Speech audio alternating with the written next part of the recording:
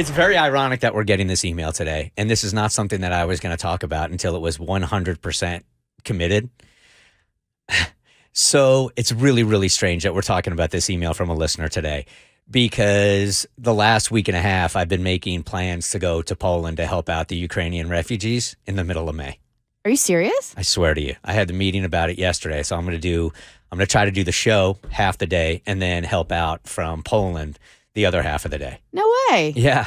And I wasn't going to tell anybody about it. I wasn't going to say anything about it because when you get to a certain level, then, I could just see the radio station going, you're not allowed to do that. You're under contract. You can't do it. So I was just going to tell you guys like the day before I took off and make sure that Tommy had the engineering down and then start doing the show from Poland on Monday. Yeah, we're breaking up with you. I think it's good you gave us a little bit of a heads up. Yeah. I wasn't even expecting to talk about this today, and my final meeting on it was yesterday. So let me just circle back, and Katie, we'll come back to you another time on what you're going to say, because I wasn't going to talk about this today. We don't talk about politics. We don't a lot on this show. We don't talk about a lot of world events. We know you guys go to different places for that. But behind the scenes, I have been super touched by what has been going on in Ukraine with Russia and the refugee crisis there. Every day I seem to be watching with my heart is just breaking for these families. And it's mostly women and their kids and grandmothers that are going to the Polish border and have nowhere to go. They just have to get out of Ukraine because in a lot of cases, their villages and their cities are gone. Demolished. So they are being dropped off. And as I found out yesterday from a group that I've been working with, in the very beginning of this refugee crisis, it was kind of the middle class that was making their way across the border because they had the means to do it. They could get in a car. They were well-traveled before. But now this has gone on for so long that the refugees that are still trying to get out of Ukraine are the ones that are broke, man. They don't have a lot of education. They're broke. It's taking them weeks to get to the border. And then when they finally get over to Poland, they are being taken advantage of. And there just aren't enough hands there to help them when they cross the border. So I've been thinking about it. And I feel like it's one of the few times in my life where I haven't been able to get over the thought of helping out. I've heard the saying before, like, I feel like I have a calling. Mm-hmm. And I've tried to ignore it and ignore it and ignore it. And there is just something pulling me to go. In your heart, this is what you're supposed to do. I don't know anybody from Poland. Yeah. I don't know anybody from Ukraine. I have just been really touched. And every time I watch another family go over the border, I just sort of think like how their entire lives, everything that they've built up, their entire family history is different now, and they're going into a land where they have no money, no food, no water. And I've been tearing up about it the last couple of weeks. So yeah, behind the scenes, it is not easy to find organizations that need hands on the ground. Everybody needs cash right now. Yeah. Right?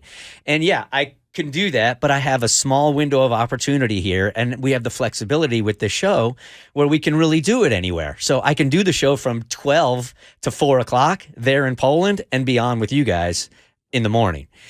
So I've been looking into it, and it looks like it's going to happen in mid-May.